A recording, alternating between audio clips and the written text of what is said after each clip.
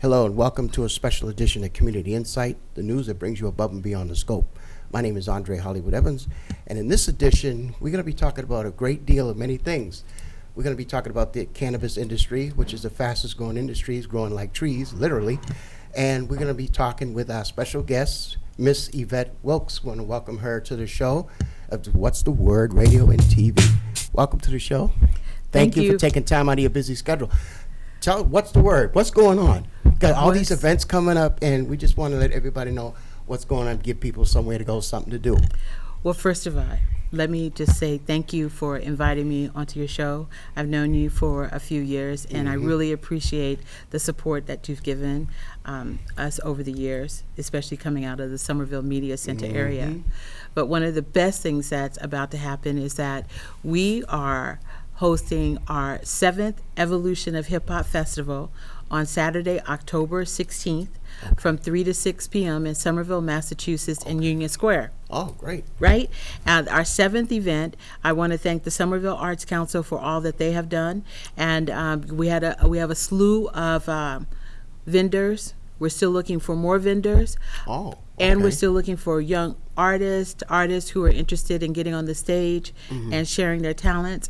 But the best news for this year, not the best news, but just really thankful, is that, Craig G is going to be joining us this year. Oh. Okay. And Craig G is from the Juice Crew, just from what you would consider as an OG, who is going to grace our stage and kind of set the tone to build that bridge between the OGs and the current, the up-and-coming artists. Okay. So that's what our hip-hop festival is all about. It's family-friendly.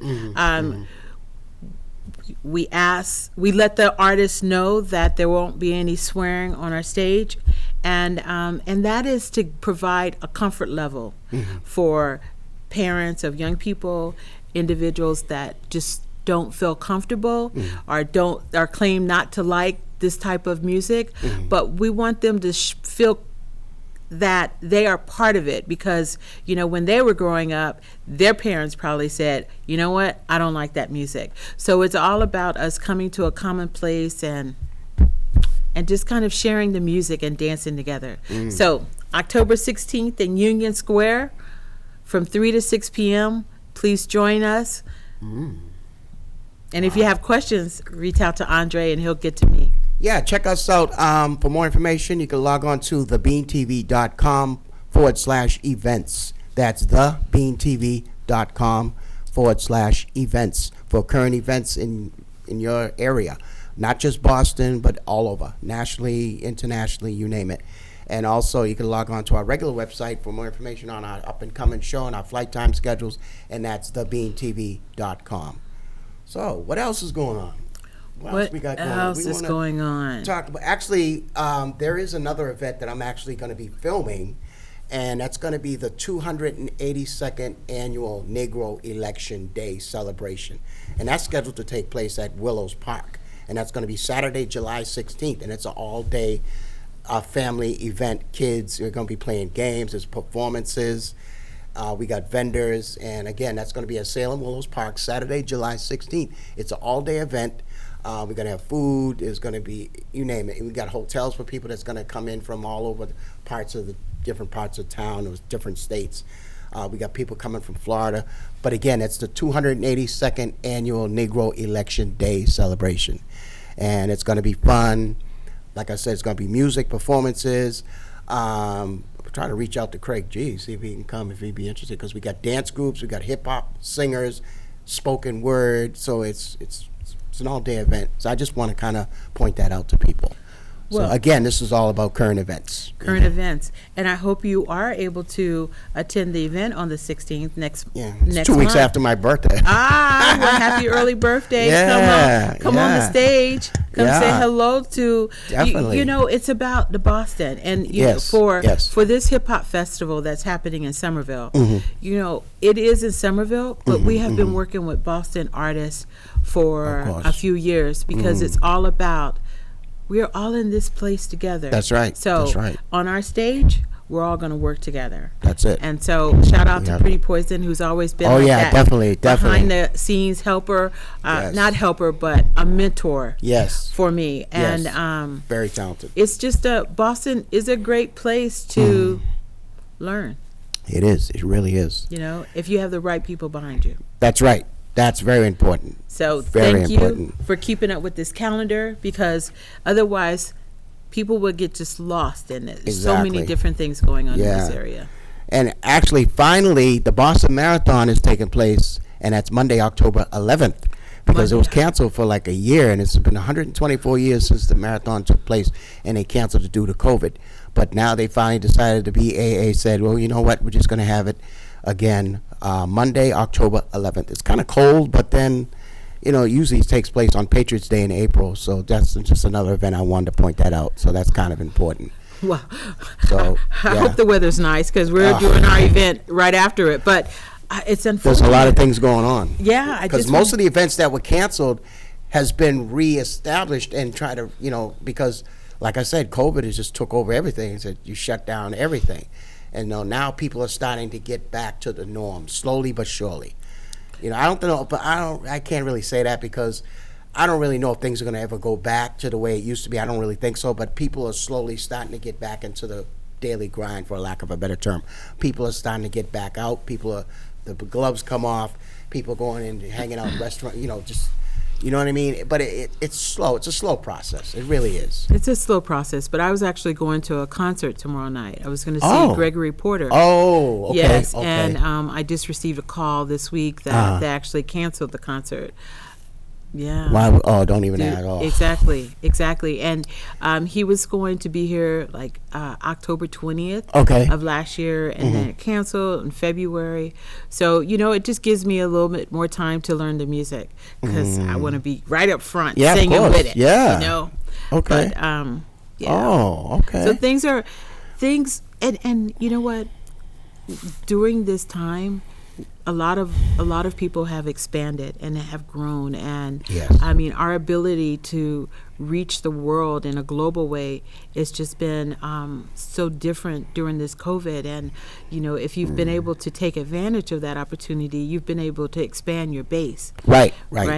And so even for some of the things that we're doing, being mindful of how do we expand our base, and be mindful of those individuals that don't want to come out for whatever reasons. It's nice to, you know, have this plan, this other option available. Right. So, Yes. The more options, the better. Yeah. You know, let's see. That's it for current events, at least off the top of my head right now. But Current again, events. you're watching Community Insight. And for more information, please log on to our website at thebeantv.com. Once again, that's thebeantv.com. And we're talking to, for those of you who are just tuning in, you've got special guest Miss Yvette Wilks from What's the Word Radio and TV. Tell us about What's the Word. What's the It's- Wurd Radio? That's Yeah. WAT''SDAWURD. Okay. And we started the radio show a year after we started our live television show. Okay. And it was just because there were a lot of guests that would come onto the television show that weren't comfortable in being in front of the camera. Oh. So it was by starting the radio show, it gave individuals an entry point Okay. into hanging out with us. Okay. And that's what What's the Word was all about. You Oh, know, we also okay. want to get within the communities. So our flagship television show was called The Somerville Line, still is, but it's all about empowering others through storytelling. Okay. And the guests that come on the show talk about what it has inspired them in life, what's motivated them in life, and then they talk about whatever entrepreneurship or adventure they're involved with. So the goal was to give people that are watching us a chance to expand their mindset Okay. by hearing what someone else is doing, has done, has experienced. And that's how I feel like we grow. That is growth. That Right. definitely is growth. So What's the Word came out of that, and Okay. then What's the Word became the primary sponsor behind our hip hop festival. Oh, wow. Yeah. That's good. That's really good. Yeah, that means that we've been doing that radio show for a few years then. Oh, wow. At least 7 years. Oh, my goodness. Wow. Right. 7 years. Wow. Yes. That is really very impressive. Very impressive. Also want to talk a little bit about the fastest growing industry right now. It's actually growing like trees. Yes. Yes. And it's the cannabis industry. And there's an organization called Cultivate. And basically, from what I gather, only questions I have that kind of bothers me is, why did it take so long for the government to just turn around and decide to legalize marijuana? I mean, I understand the politics. It's a long process, but I don't get it. Why now to legalize? Just, okay, it's legal. You can smoke marijuana now. It's no problem. I mean, it's weird because growing up, when I was smoking crazy weed, and you always got in trouble. Hey, what are you doing? You can't do it. Then they had the Hemp Fest. Remember back in the day, the Boston Common had the Hemp Fest. And I'm not sure if that's another event. I'm not sure as to the dates on that. But now that everything's legal, they decided, well, we're just going to cut out the middleman. But now you got all these stores open there, I call them pot shops. But my question to you is your involvement in the industry. And my question to you is, what would you like to see happen in this industry as far as the economic aspect of it? Like jobs being created, because like I said, a lot of people are opening up a lot of these pot shops, and you got to have a license, certain permits, but I guess basically, what would your advice be, or what do you suggest how people can indulge in getting involved in that business and how they can profit from it? Well, definitely a question that we all need to sit down at the table and start talking about it, because there were those times when a number of us were, smoking. There was a time when a number of people got caught with marijuana, and a number of times where individuals were incarcerated behind that move, right? Yes. And that incarceration just could have come from possession of marijuana, right? Right. And so you ask the question, why now?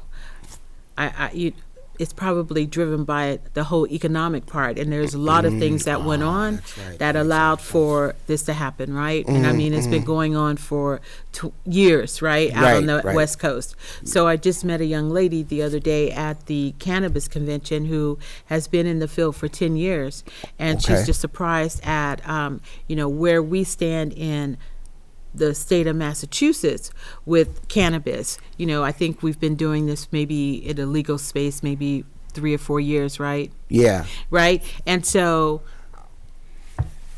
I think the biggest part is we've been doing it, but when it came around, were there enough people that had the financial backing to be able to embark on this kind of career?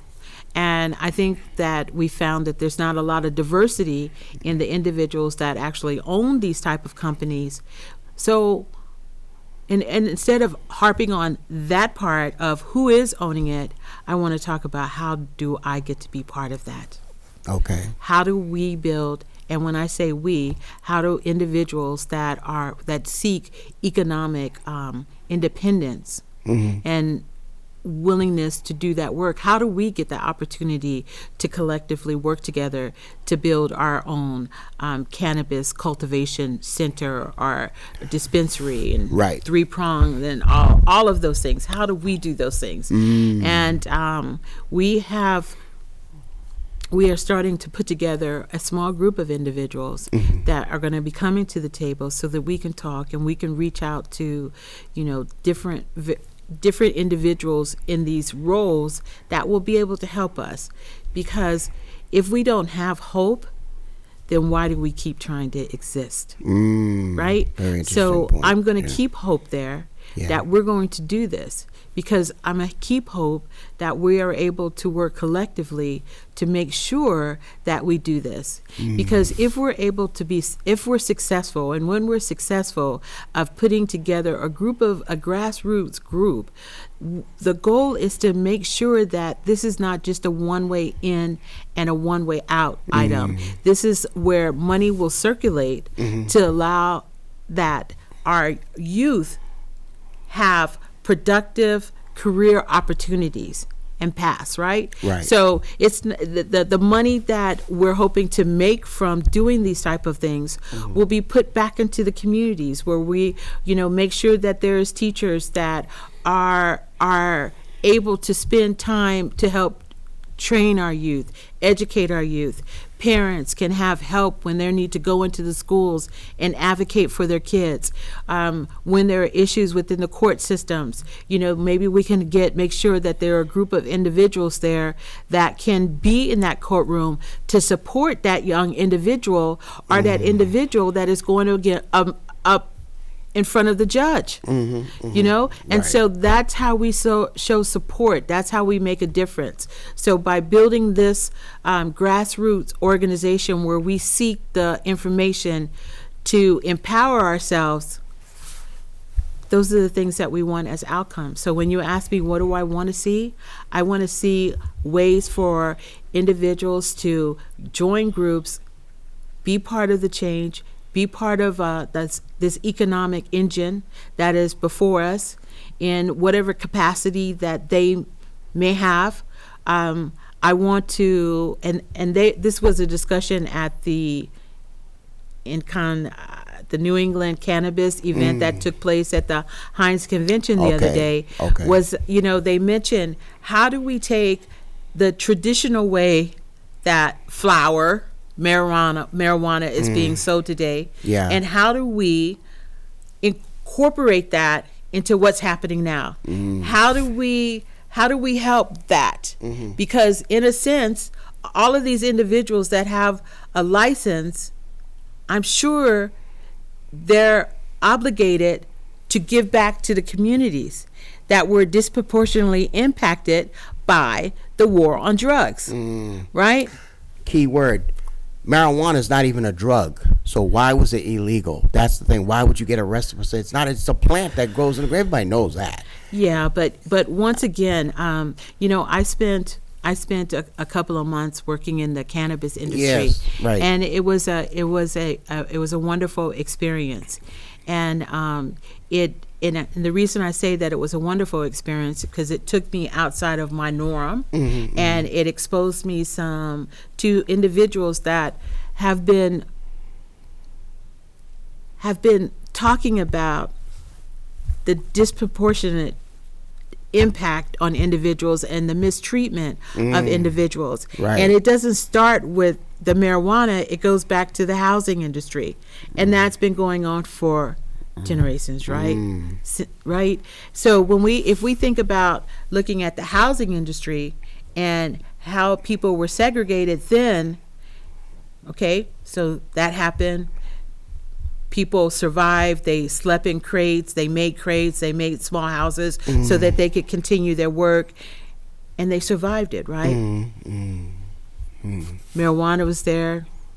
Marijuana gave some individuals the opportunity to make money. Yes. And unfortunately, some individuals went to jail based on these laws that were created. Right. So laws have always been created. So if we can try to find ways to make sure that the young people from our communities are educated and have the support in our communities, can go off to school, can become empowered to help their communities, well, then that's what we need to do. That's what we need to do. Right. All of this stuff has happened in the past. We can't go back and fix that, but we can make it That's better true. for all of us, right? Right, for the near for all of future, us, right. everybody that bleeds red blood. That's who I'm talking about. Us working together. Yeah, that's what it takes. That's Us what it together, takes. and we advocate to make that a growing industry for the next generation to come, which is practically already here. Right.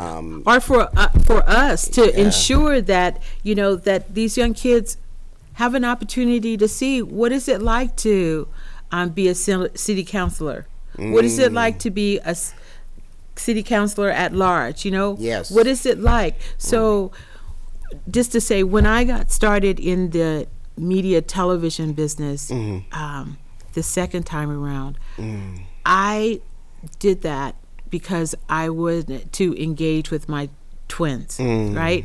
So they were like 13, 14, and as a mom, the dad's very, there too. But for me, I wanted to make sure they understood what it was like to be in front of the camera and behind the camera, so that they could see themselves, right? Okay. Because that makes a difference sense. when you're interacting with individuals, Right. when you're making a presentation, how you Like look, looking in the mirror. all of that, course. all of those Oh, yeah. things, that's important. And so because I had that power, because they were still teenagers, I was able to highly suggest that we go to the TV station and work on this. So And that runs in the family. They used to help me. Now they're not going to help me now, or I have to pay them. But even when I have to pay them, I'm like, look at these little entrepreneurs, right? My son invoiced me. I didn't pay him on time, and he called me. But I'm like, you go, and that's what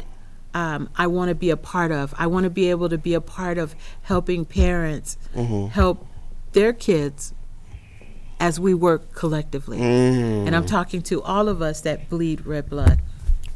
My daughter just graduated from Columbia College, and she lives in Chicago. She just turned 23, and she loves music, and she loves television, and she's an actress now. She studied, I think she majored was drama. I'm not sure how that, and she's been in, she played, what the hell was that? She was in The Little Mermaid. These are just Broadway plays, and she loves acting, but she loves getting in front of the camera. That's her true passion. I'm like, just go. And she saw a couple of my shows. She said, oh, what do you do? Oh, I want to do that. I'm like, you got to go to school. I showed her, took her on, brought her in the studio, took her in front of the camera and showed her the ins and outs of how the industry, because I was also in the music business too. Because back in the day, she wanted to do a music video. I was like, why you want to? I had this show called Video Flavor back in the day. It was music videos, top 40 R&B, hip hop. And we used to cover like the Monster Jam for like 7 years, Sony Music. Well, at the time it was actually called Columbia. And, we go out and do we covered the Source Hip Hop Music Awards back in 2000, 2001, Red Carpet, Pantages Theater. So I took her, she was, I want to do. So, you know how kids are. They want to do everything. You know what I mean? They see you doing it. I want to do that too. That's what I'm saying. But she actually went to school and graduated, and now she can pick and choose her battles. Exactly. And it's all about, I think, honestly, it's about trying to create a legacy. Not just doing it, but to do it collectively. Teach other parents, because every kid wants to be either an athlete or some type of entertainment, rapper, singer, dancer, or sports ball player. That's what it seems like. Most kids are they're into that hyper, activity. They want to do something with it's either sports or music or anything in entertainment. That's what I see more. And I think we need to, like you said, educate our kids on what that business is, the ins and outs of it. And also, how to avoid the pitfalls in contracts and that type of thing. But also the parents, because some of us have not been in this world, Luckily, from my ex-husband, when we lived in San Antonio, I was involved with, artists and Max Roach and Ruth Brown, Betty Carter, Lester Bowie. They used to come through the community center. And I started a youth program because the young kids could not come into the community center because they were unchaperoned. Oh, right. And they were unchaperoned because either they were, being raised by their grandparents or their parents were at work, so they didn't have anybody to bring to the community center to allow them. So I started a junior volunteer group, and the young kids at that point, now they're back in the back room, they're meeting Malachi Thompson, and they're hanging out. And do you know that changed the mindset? Right? That changed the mindset. And so that's where I am today. I'm a transplant from Texas, and I'm here in the Boston area and raise my kids, and I'm just trying to stay busy for them. Right. Because I don't want them to think mom is bored or she's got, I don't even like that word bored. Don't come around me saying bored. Okay. Don't come around me. But it's all about helping each other, helping the kids by helping their parents, helping the kids. And my daughter went off and she has a degree in English. And so I utilize that because I'm like, okay, baby, I wrote this up. Will you review it for me? okay, Mom, here's my invoice. I'm okay. You know, my son has a degree in political science, and now he's teaching at KIPP. Oh, wow. I know. That's a very good thing. That needs to be passed on. Definitely needs to be passed on. We don't talk enough about kids that are actually progressing. We always talk, that's another thing on the news, you hear about all these bad things, kids getting in trouble, going to jail or doing something, but you never hear about nobody graduating, getting degrees, and actually doing something that can actually make a difference in their communities. They get pushed aside. Everything gets, all of it gets swept under the rug. Nobody, you should be gratifying those type of people who actually got the guts to stand up and say, I want to learn. Even if they fall, they get back up. But it's about having the guts to stand up and say, I want to learn that. Yes. You know, but they don't do that. Everything is focused on, well, he went to school, but he fell, he dropped out of school, and he turned to drugs, or he ended up going to jail. You know what I mean? It's always the negativity. And the only reason why they do that, I think, is because it sells. It's like records. You know, back, you know, Dr. Dre, Ice Cube. Violence sells. Negativity sells. The news media, they hype it up because it sells. It builds up their ratings. But I think that one of the goals from this show, Community Insight, is about programs and services being offered in Greater Boston. Yes. And I want to try to, and I think if you put something in someone's face long enough, they'll get used to it and they'll start conforming to it. Right. That's one of the goals. One of the goals. Our hip hop festival, you know, we reached out to the Dig Boston. They're going to do an article for us in October. But I also work with the Dig Boston on at Somerville Media. Well, I work with a couple of individuals at Somerville Media Center. I'm on the board there. And so I know that they are doing great things in the community, and they would love to find or have content from our communities where we are talking about the wonderful things that our kids are doing. You know, I also want to get on that platform because, you know, I remember, what was it, about a month and a half ago, there was a tree that fell and nearly missed someone in Roxbury. Remember the tractor? No, it was I remember something. Right. Vaguely, yeah. And, you know, I saw that on the story maybe 30 times. And I was like, is there a young kid out there who's just done something wonderful? Is there a young kid in Roxbury or Dorchester or Somerville or Medford or Worcester that could have deserved, you know, a couple of those minutes talking about maybe what they did in the community, how much they love their mother? You know, so sometimes those kind of things don't sell. No, right? They don't sell. So it's up to us. You know, how do we get those things to be up in the front seat? And I know Somerville High School has just completed a program where they actually work with some young kids. They help the young kids take their cameras to develop their stories from their neighborhoods. And so, and yes, and that's what we walk around with this media device all the time, and our stories can be captured. And so we're working on a way for these stories to be shared. Yes. And that's my next, you know, adventure on the show. That's part of the reason why I started getting involved in this. Because like I said, I was in the music business, and I said, well, I'm going to do something more positive to give back to my community. So come up with a concept. Yeah. You know, it's unfortunate. Crime, corruption, violence is guaranteed, but, you know, not to capitalize on someone else's misfortune, but to use that and try to pivot to show the positive side. And like I said, you know, I predict the future. I consider myself to be a visionary. I can tell you things that, like, what? That hasn't even happened yet. But I just from experience being around, being involved in different things, you know. So wait a minute, I know what's going to happen before it happens. You know what I mean? Like the election. Oh, it's another subject matter. I mean, go Somerville. Yeah, Boston, Brookline, you know, Cambridge. But my whole thing with the election is, you know, society has gotten to the point where, well, I think it's always been that factor that people feel they have to vote to get things done. It's like politics is everybody's running for office now. What do you think about that? Everybody's running for, it used to be, when I was growing up, things were different. Only certain people would run for office. like, okay, you're not of this breed, Democrat or you're Republican. But now it seems like everybody's just coming out of nowhere. Even people from foreign countries coming in just to run for office. How did that happen? Well, I think with some of our most recent presidents, individuals have found a way to have hope that their skills and experience can be a gift to the greater whole, right?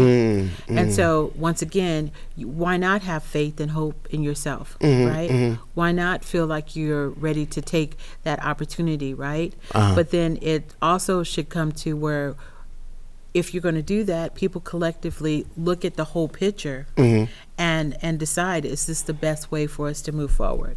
So all of those things that happen in political power, those things can happen. But the power is in the grassroots. The power is with the individuals that are saying, okay, let's work in our communities to make these things happen differently. So our voices are what makes the change. Individuals that are in power, they are in these political roles. We need to make sure that our constituents or our supporters or the people in those communities understand the laws, understand what should be happening in their community, all of those things to help inform that person that's in the role. Right, okay. Right? So that it's like a pie, and you build it up until you get to the top, right? Right. So we all Pretty need to much, support that structure. Yes. Right? Yes.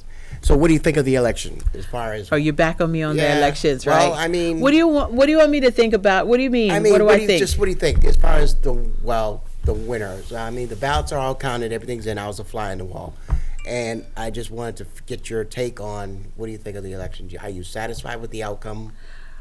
Well, you know why I'm satisfied with the outcome? Because I feel that I'm a powerful individual. Yes. And that irregardless of what happens on that outcome or on that level, I still need to be involved in the grassroots. Okay. Right? Because no one in any kind of role should be looked upon as the one to make everything happen. Okay. We have to do that. Right. Key word, we. Right. We have to. We, all that bleed red blood, need to be involved, right? Right. We're always constantly depending on politicians to come save us. Seems like everybody wants to be rescued. Like, oh, I gotta, it's like when you're a kid, your bully will pick on you, go home, get your big brother. And it's like every time we have something we want or something we need, we have to go vote to get something done. And why can't we just do it ourselves? That's the only thing that really bothers me. Why do I have to keep voting every 4 years or every other year to vote for somebody that's gonna fight my battles? When I have the power, if I can put somebody in, I look at it this way, if I can vote for somebody, put them in office, why can't I have that same ability to go out and do it, not to run for office, but to be able to get something done? And you do have that. See, that's the thing. But why am I voting for someone else to do it when I could do it myself? That's what I'm saying. Well, I'm not just me, but I'm saying other people that feel the same way. Right, but so I think there's a difference. There's a difference if we put someone in position and we expect them to do everything, or do we put somebody in position and we expect to support that? Right? So you vote for someone to be in that role so that they can be mindful of different things, but you still have to be in a role where you're working to support those objectives, right? Because there's so many people that's coming to that person, left side or right side, right? Yeah. So it's all about the base. Unfortunately, we're out of time, but that's okay. It happens. But I want to thank those who tuned in to watch the special edition of Community Insight. I want to thank Miss Yvette Wilks from What's the Word Radio and TV for being with us today. We got so carried away with all these current events and everything, but tune in, and for more information, please log on to our website at thebeantv.com. That's thebeantv.com. Or if you want to know about my current events, please log on again, thebeantv.com/events. My name is Andre Hollywood Evans. We'll see you again next week.